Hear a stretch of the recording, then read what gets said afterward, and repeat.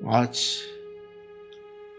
कई दिनों के उपरांत मेरे मन में एक विचार आया कि आजादी के महाकाव्य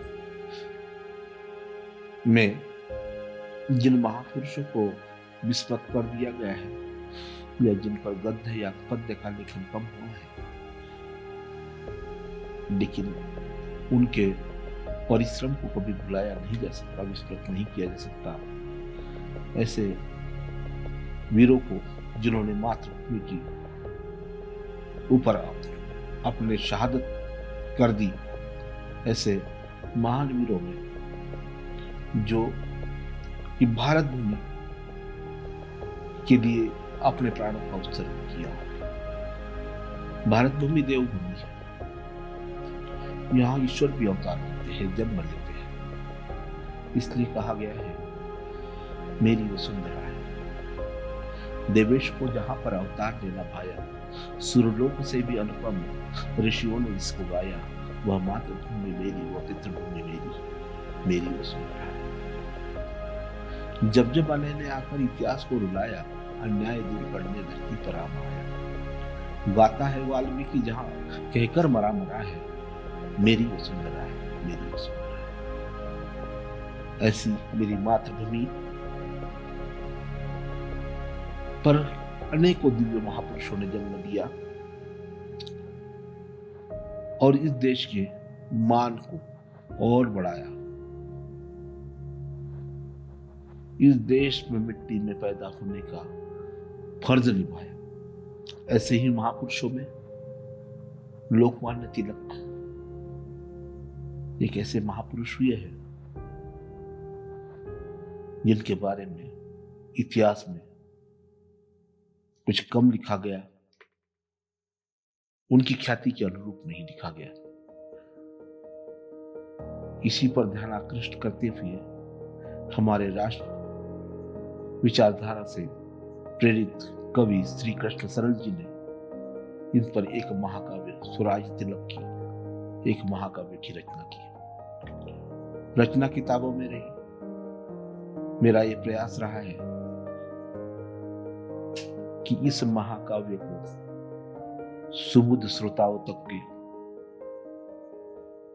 आज की टेक्नोलॉजी क्रांति में समाचार माध्यमों के द्वारा या यूट्यूब चैनलों के द्वारा, जिसे हम सोशल मीडिया कहते हैं, आप तक के पहुंचाऊं और स्वराज तिलक के लिए एक छोटी सी श्रद्धांजलि मैं अर्पित करूं। कवि ने जो प्रयास किया है वह महाकाव्य के रूप में किया है। कवि जब किसी महाकाव्य के नायक को चरित्रार्थ करता है, उसकी प्रेरणा को, उसके धीरोदात्त चरित्र को जन जन तक पहुंचाने का प्रयास करता है। मेरा भी प्रयास यही होगा कि इस महाकाव्य को आप तक पहुंचाऊं। महाकाव्य में 7 सर्ग है, शिक्षा सर्ग है, संघर्ष सर्ग है, राजनीति सर्ग है। इस प्रकार से 7 सर्गों में इस महाकाव्य का विभाजन किया गया है। आप लोगों के आशीर्वाद से मैंने इस काम को अपने हाथ में लिया है कि मैं तिलक को आप तक के एक गद्य के माध्यम से पहुंचाऊं, पद्य के माध्यम से पहुंचाऊं। कुछ कुछ इसमें अनुवाद होंगे जो गद्य में भी होंगे।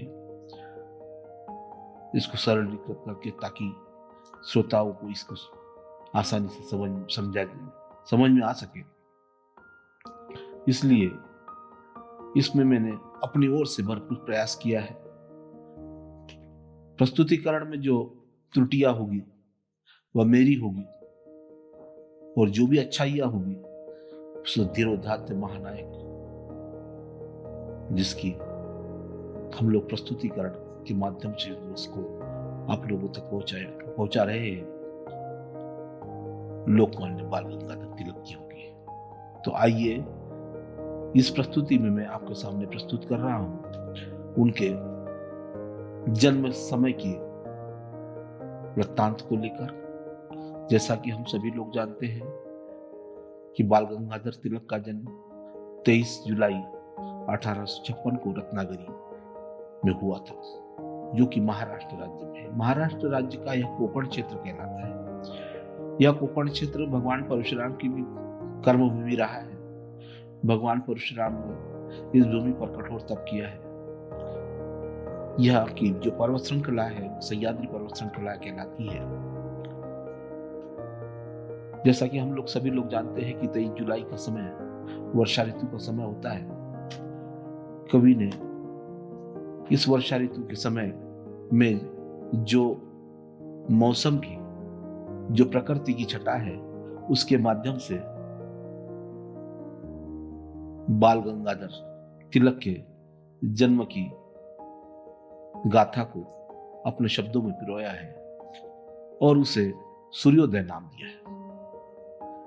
जैसा कि घोर घनघोर घटाओं के बीच में, घोर काली रात के बीच में खत्म होने के बाद में सूर्य का भोर होता है, सूर्योदय होता है, उसी प्रकार से इस भारत भूमि पर भी जो कि पराधीनता की काली रात थी, उसमें एक सूर्य का जन्म हो रहा है। निश्चित ही यह सूर्य उस छटा को दूर करेगा। हमारी भावना यही कहती है। तो आइए शुरुआत करते हैं सूर्योदय से।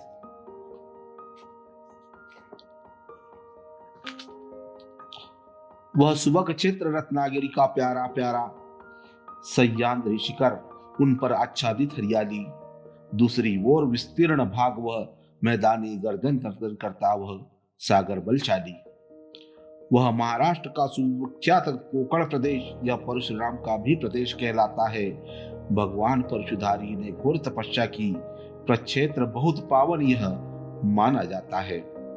रत्नागिरी के रत्न देश को अनेक दिए। यह नरग्राम जो पर्वत तल में बसा हुआ, सह्याद्री शिखरियों के साश्चर्य देखा सा, कर्मठता के भाव से हरदम सा खसा हुआ। उत्पात मचा कुछ कोई बालक छिप जाए, वह उसी भांति दुबका दुबका सहमा सहमा। नररत्न दिए इतने महान है भारत को, हो गई उजागर सभी और इसकी महिमा। अपनी ऊंचाई से ये शिखर नहीं ऊंचे, ये गर्व भाव से मस्तक ऊंचे किए हुए है गर्व पुत्र रत्नों की ही महानता का, उन्नत होकर यह गर्व गगन के छोर हुए है। जिस दिन तिलक का जन्म होता है, उस दिन की प्राकृतिक छटा कैसी थी, इसका वर्णन कवि ने अपने शब्दों में किया है। उस दिन कजरारे घन गिर शिखरों पर जब उमड़ घुमड़ कर जोर जोर आ मंडराए, तो रत्नागिरी के लोगों के मन में थे बड़े उदास, सरजीत आनंद चिंता के कारण मुरझाए। जो कारण था उनकी चिंता का वह था, पार्वती बहन ने कठिन सूर्य व्रत ठाना था। जब तक न अर्घ अर्पित कर ले वह सूरज को, उसके मुख में जाता न एक भी दाना था। गत 2 दिन से सूरज न एक क्षण को निकला, तीसरे दिन भी घटाटोप घन दल छाया। जो रत्नागिरी की बहनें थी, उन लोगों ने मन की पीड़ा बतला घनदल को समझाया। जहां की महिला मंडली जो होती है, जो बाल गंगाधर तिलक की माता की सहेलियां थी, साथ की स्त्रियां थी, उन लोगों ने बादलों से विनती की। वर्षा ऋतु है, वैसे तुम सबका स्वागत है, पर यह भी क्या, छाए तो छाए रहते हो, सूरज के दर्शन भी न तनिक होने देते क्यों, वोट किए उसको भरमाए रहते हो। पंडित गंगाधर की पत्नी ने व्रत ठाना, सूरज दर्शन के बिना न अन्न ग्रहण करती है। पार्वती ने पार्वती सा तप साधा, वह विकट सहनशीला जैसे अचला धरती। निश्चित ही जो स्त्री धीर है, गंभीर है, पृथ्वी जैसी अचला है, अड़ी है, उन्हीं के घरों में या उन्हीं के कोख से ऐसे नर रत्न भगवान पैदा करते हैं। क्यों दया नहीं आती तुम लोगों को उन पर, क्षण भर भी हटने का तुम नाम नहीं लेते? क्यों उसे भूख से तड़पाने पर तुले हुए, क्यों नहीं सूर्य दर्शन उसको करने देते? वे सभी स्त्रियां सूर्य से के लिए, सूर्य के लिए मेघों से प्रार्थना कर रही है।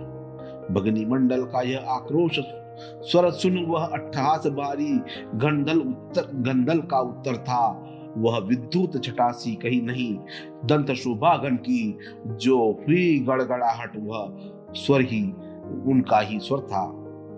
सूरज कब से चिल्लाए जाते हो, सूरज कब से चिल्लाए जाते हो? है निकल चुका सूरज, उसने आलोक किया रत्नागिरी में गंगाधर का वह घर उदिया चल। सूरज से सुत को पार्वती ने जन्म दिया, सूरज से सुत को पार्वती ने जन्म दिया। पार्वती बहन की कठिन तपस्या सफल हुई, उसने सूरज ही को अपनी गोद में पाया। सारे भारत में रत्नागिरी ज्योतित होगा, है तेज ओज ही जैसे धर स्वरूप आया। अब नामकरण होगा तो वो तो होगा ही, वह बाल नाम लेकर ही जग में आया है। मां पार्वती है, नाम पिता गंगाधर का संदेह नहीं, बालक गणेश कहलाया है। यह बाल कराएगा घर घर गणेश पूजा। जैसा कि हम सभी लोग जानते हैं कि गणेश उत्सव का प्रारंभ बाल गंगाधर तिलक जी ने ही करवाया है।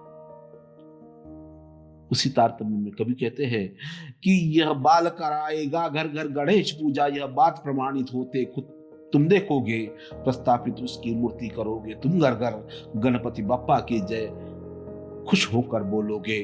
जब पुत्र जन्म होता खुशियां होती भारी। हमारे घरों में जब पुत्र जन्म होता है तब क्या स्थितियां होती है? जब पुत्र जन्म होता खुशियां होती भारी, तब ढोल नगाड़े खूब बजाए जाते हैं, बंदूकें दागी जाती खुशखबरी देने, प्रिय गीत बधाए के भी गाए जाते हैं। हम पुत्र जन्म की खुशियों में हुए सम्मिलित। मेघ कहते हैं, बादल कहते हैं, घन कहते हैं कि हम पार्वती बहन और गंगाधर जी के यहाँ जो पुत्र रत्न की प्राप्ति हुई है, उस समारोह में, उस खुशी की घड़ी में शामिल होने के लिए यहाँ पर आए। हम पुत्र जन्म की खुशियों में सम्मिलित हुए, घन गर्जन मिस हम ढोल नगाड़े बजा रहे, यह कड़क न विद्युत की बंदूकों का स्वर है। हम खुशी मिला खुशियों की घड़ियां बजा रहे। हम बरसाएंगे जल सिंचन भी हमको करना होगा। मेघ अपनी भावना व्यक्त करते हैं तिलक जी के जन्म पर। हम बरसेंगे जल सिंचन भी हमको करना होगा, उद्देश्य हमारा है शीतलता पहुंचाना। यह निश्चित है यह बाल भाग्यशाली होगा, इस ग्राम धरा को शुभ होगा उसका आना। शुभ समाचार सुनकर भी तुम चंचल न हुए, भागो दौड़ो गंगाधर के घर जाओ तुम, नाचो गाओ खुशियों का धूम धड़ाका हो, खुशखबरी हमने दी है मौज मनाओ तुम।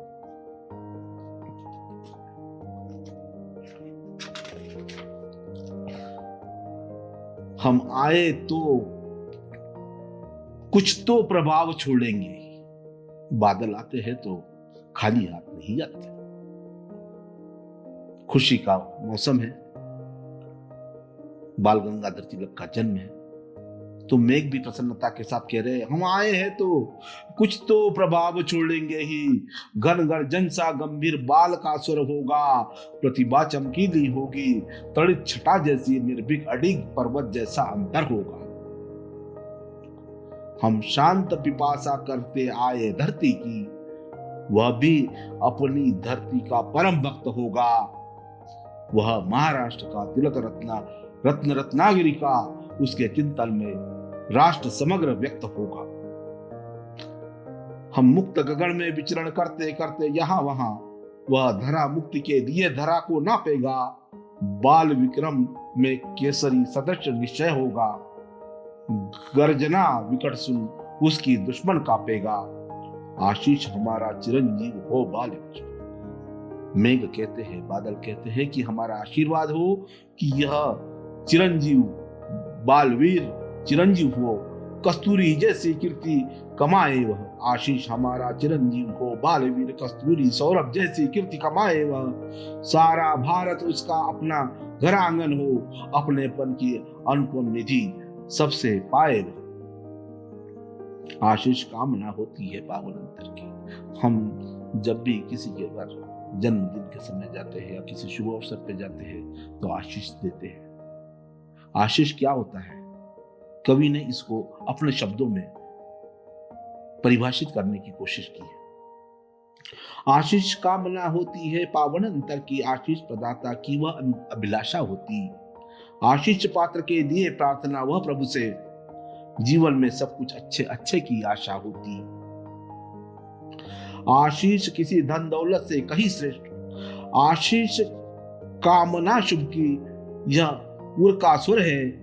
आशीष उष्मा तप की यह पुण्यों का फल, निष्कलुष हृदय से निकला यह अमोघ वर है। यदि हम सुख के भौतिक उपकरण कमा न सके, इतना तो हो सच्चा आशीष कमाए हम। यह वह निधि है जिससे हम सब कुछ पा सकते, इस निधि को पाकर सबकी निधियां पाए हम, सबकी निधियां, सारी निधियां पाए। धन्यवाद।